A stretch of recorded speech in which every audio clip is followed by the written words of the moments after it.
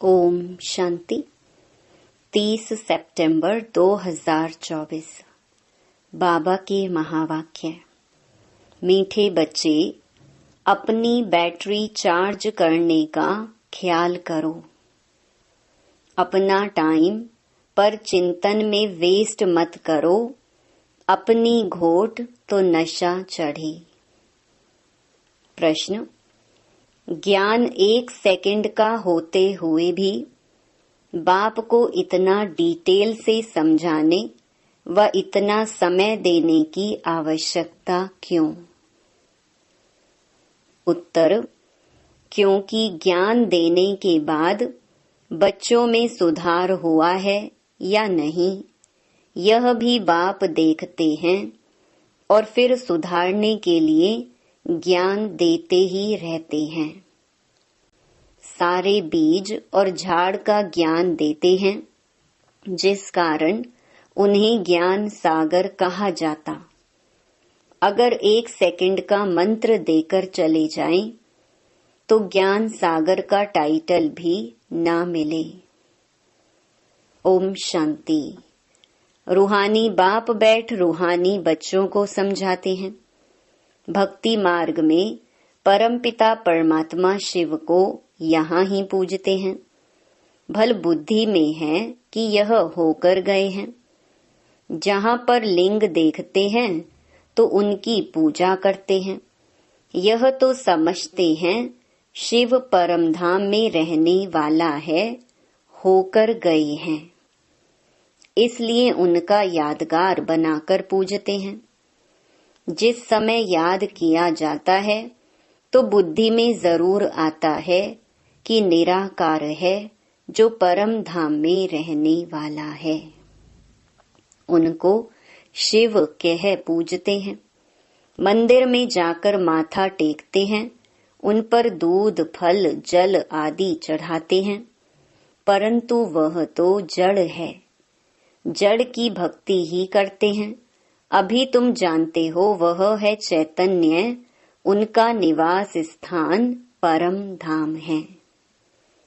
वह लोग जब पूजा करते हैं तो बुद्धि में रहता है कि परम धाम निवासी है, होकर गए हैं, तब यह चित्र बनाए गए हैं जिसकी पूजा की जाती है। वह चित्र कोई शिव नहीं है, उनकी प्रतिमा है। वैसे ही देवताओं को भी पूजते हैं। जड़ चित्र हैं, चैतन्य नहीं है। परंतु वह चैतन्य जो थे वह कहाँ गए, यह नहीं समझते। जरूर पुनर्जन्म ले नीचे आए होंगे। अभी तुम बच्चों को ज्ञान मिल रहा है, समझते हो जो भी पूज्य देवता थे वह पुनर्जन्म लेते आए हैं। आत्मा वही है, आत्मा का नाम नहीं बदलता, बाकी शरीर का नाम बदलता है। वह आत्मा कोई न कोई शरीर में है, पुनर्जन्म तो लेना ही है। तुम पूजते हो उनको जो पहले पहले शरीर वाले थे, सतयुगी लक्ष्मी नारायण को पूजते हो। इस समय तुम्हारा ख्याल चलता है, जो नॉलेज बाप देते हैं तुम समझते हो। जिस चित्र की पूजा करते हैं वह पहले नंबर वाला है। यह लक्ष्मी नारायण चैतन्य थे, यहाँ ही भारत में थे, अभी नहीं है। मनुष्य यह नहीं समझते कि वह पुनर्जन्म लेते लेते भिन्न नाम रूप लेते 84 जन्मों का पार्ट बजाते रहते हैं। यह किसके ख्याल में भी नहीं आता।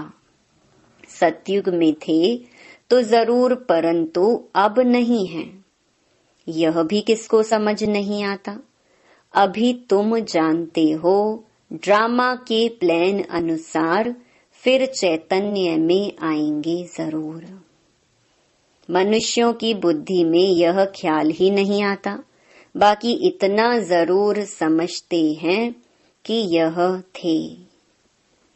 अब इनके जड़ चित्र हैं, परंतु वह चैतन्य कहाँ चले गए, यह किसकी बुद्धि में नहीं आता है। मनुष्य तो 84 लाख पुनर्जन्म कह देते हैं। यह भी तुम बच्चों को मालूम पड़ा है कि 84 जन्म ही लेते हैं, न कि 84 लाख। अब रामचंद्र की पूजा करते हैं, उनको यह भी पता नहीं है कि राम कहाँ गया। तुम जानते हो कि श्री राम की आत्मा तो जरूर पुनर्जन्म लेती रहती होगी। यहाँ इम्तिहान में नापास होती है, परंतु कोई ना कोई रूप में होगी तो जरूर ना। यहाँ ही पुरुषार्थ करते रहते हैं, इतना नाम बाला है राम का, तो जरूर आएंगे। उनको नॉलेज लेनी पड़ेगी। अभी कुछ मालूम नहीं पड़ता है तो उस बात को छोड़ देना पड़ता है। इन बातों में जाने से भी टाइम वेस्ट होता है। इससे तो क्यों ना अपना टाइम सफल करें, अपनी उन्नति के लिए बैटरी चार्ज करें। दूसरी बातों का चिंतन तो पर चिंतन हो गया। अभी तो अपना चिंतन करना है। हम बाप को याद करें, वह भी जरूर पढ़ते होंगे, अपनी बैटरी चार्ज करते होंगे, परंतु तुमको अपनी करनी है। कहा जाता अपनी घोट तो नशा चढ़े। बाप ने कहा है, जब तुम सतो प्रधान थे तो तुम्हारा बहुत ऊंच पद था। अब फिर पुरुषार्थ करो, मुझे याद करो, तो विकर्म विनाश हो। मंजिल है ना। यह चिंतन करते करते सतो प्रधान बनेंगे। नारायण का ही सिमरन करने से हम नारायण बनेंगे। अंत काल में जो नारायण सिमरे, तुमको बाप को याद करना है, जिससे पाप कटे, फिर नारायण बने। यह नर से नारायण बनने की हाईएस्ट युक्ति है। एक नारायण तो नहीं बनेंगे ना। यह तो सारी डिनाइस्टी बनती है। बाप हाईएस्ट पुरुषार्थ कराएंगे। यह है ही राजयोग की नॉलेज। सो भी पूरे विश्व का मालिक बनना है। जितना पुरुषार्थ करेंगे उतना जरूर फायदा है। एक तो अपने को आत्मा जरूर निश्चय करो। कोई कोई लिखते भी ऐसे हैं, फलानी आत्मा आपको याद करती है। आत्मा शरीर के द्वारा लिखती है। आत्मा का कनेक्शन है शिव बाबा के साथ।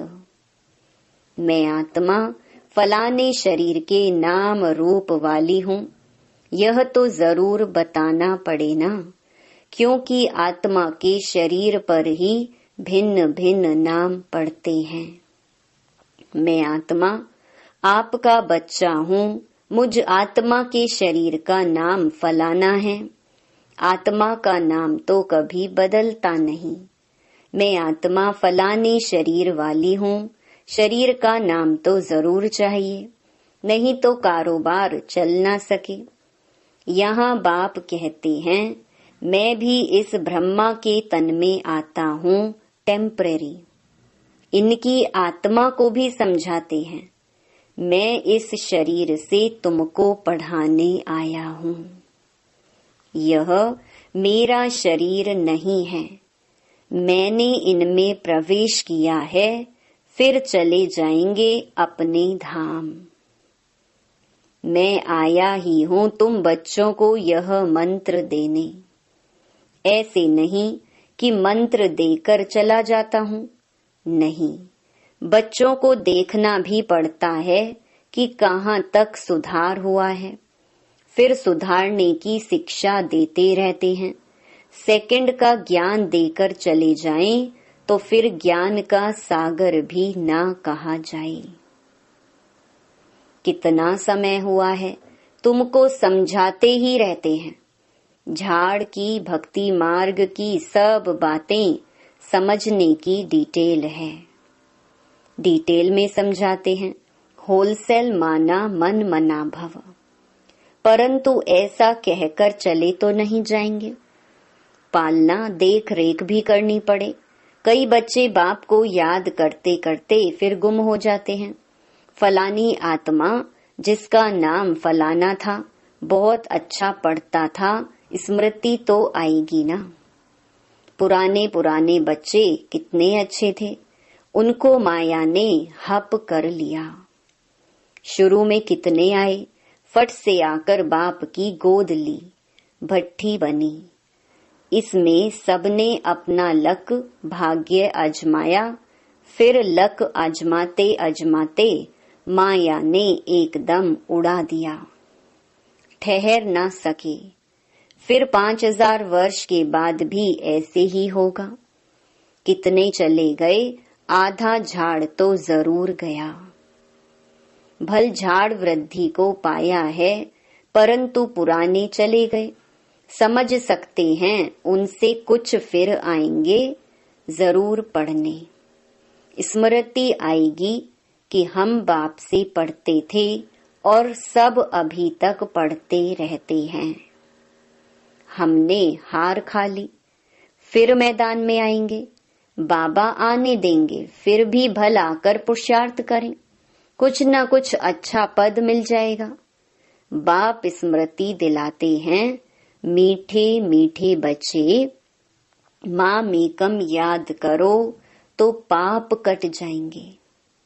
अब कैसे याद करते हो? क्या यह समझते हो कि बाबा परम धाम में है? नहीं, बाबा तो यहाँ रथ में बैठे हैं। इस रथ का सबको मालूम पड़ता जाता है। यह है भाग्यशाली रथ, इनमें आया हुआ है। भक्ति मार्ग में थे तो उनको परम धाम में याद करते थे, परंतु यह नहीं जानते थे कि याद से क्या होगा।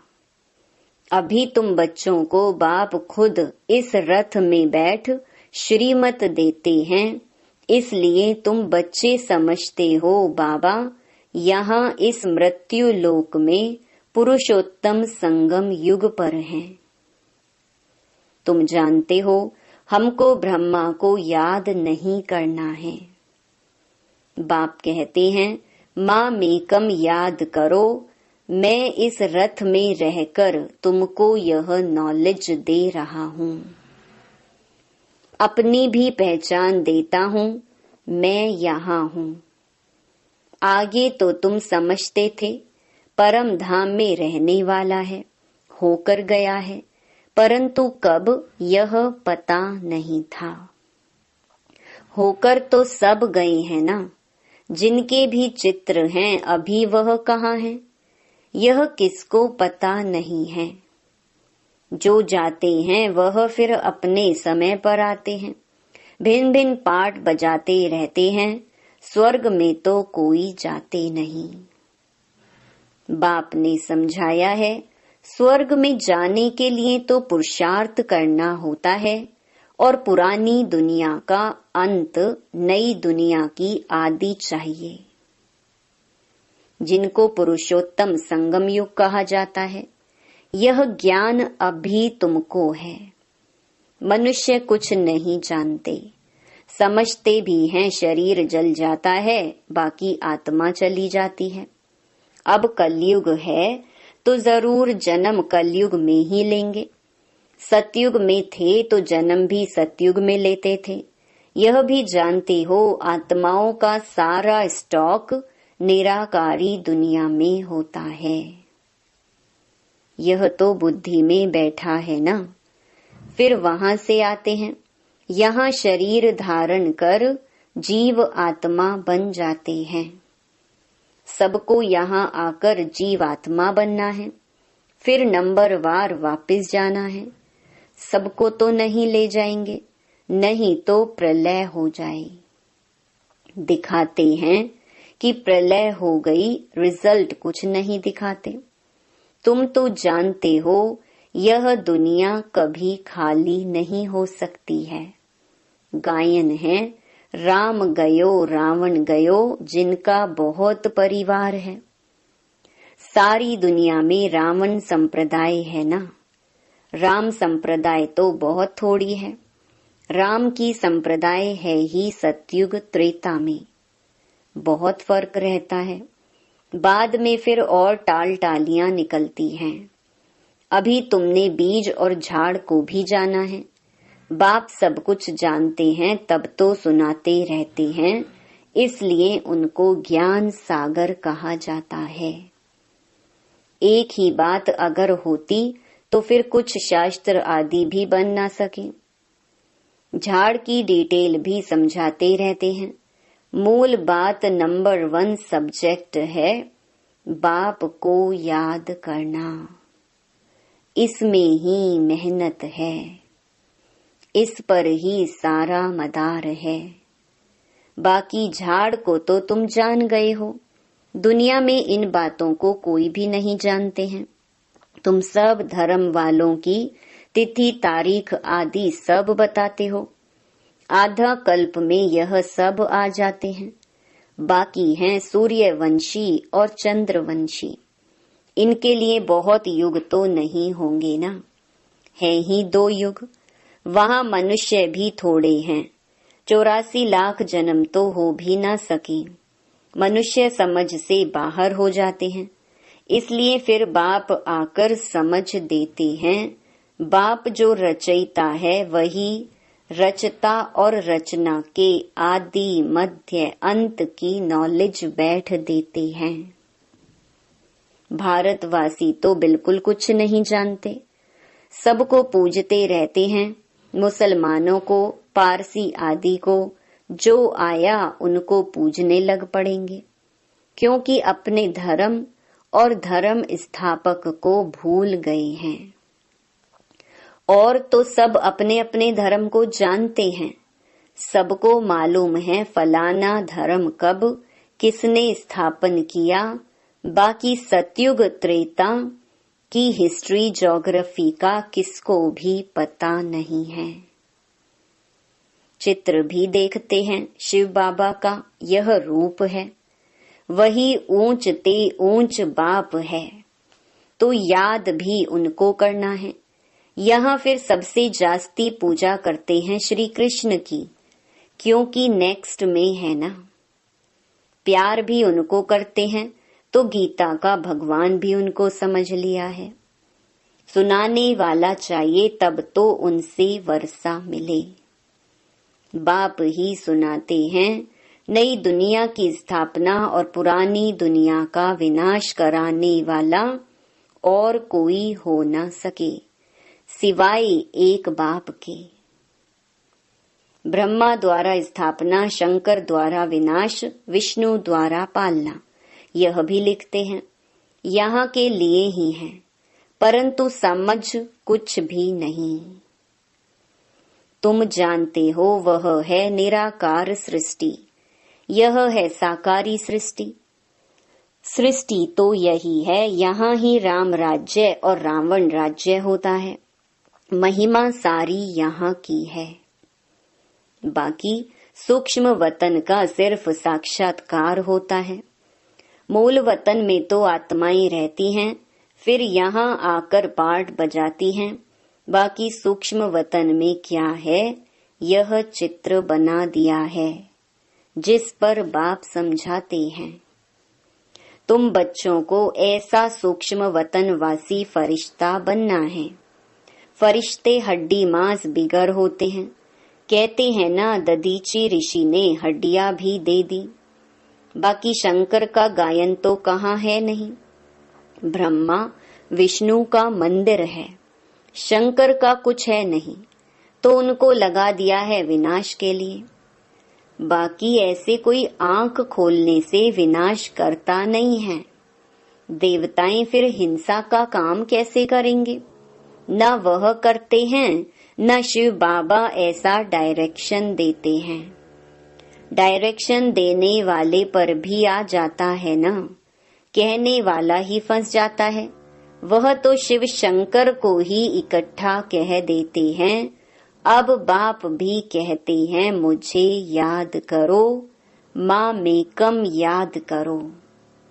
ऐसा तो नहीं कहते शिव शंकर को याद करो, पतित पावन एक को ही कहते हैं। भगवान अर्थ सहित बैठ समझाते हैं, यह कोई जानते नहीं है तो यह चित्र देख मूंझ पड़ते हैं। अर्थ तो जरूर बताना पड़े ना, समझने में टाइम लगता है।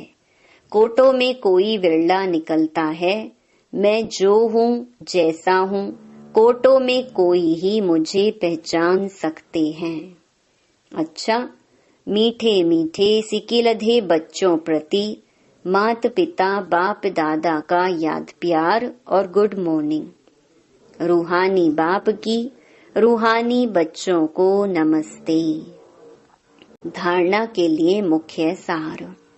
पहला, किसी भी बात के चिंतन में अपना समय नहीं गंवाना है, अपनी मस्ती में रहना है।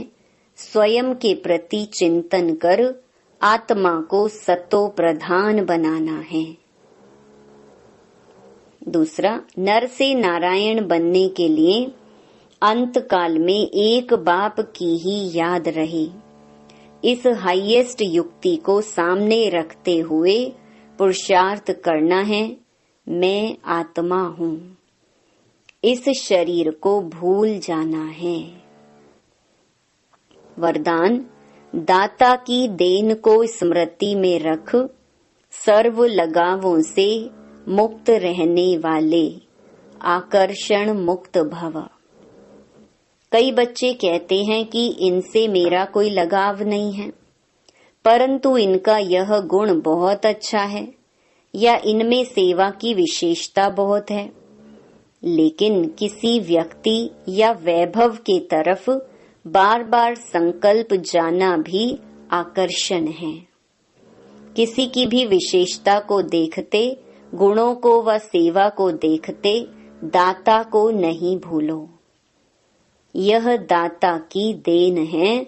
यह स्मृति लगावों से मुक्त, आकर्षण मुक्त बना देगी। किसी पर भी प्रभावित नहीं होंगे। स्लोगन, ऐसे रूहानी सोशल वर्कर बनो जो भटकती हुई आत्मा को ठिकाना दे दो, भगवान से मिला दो। ओम शांति।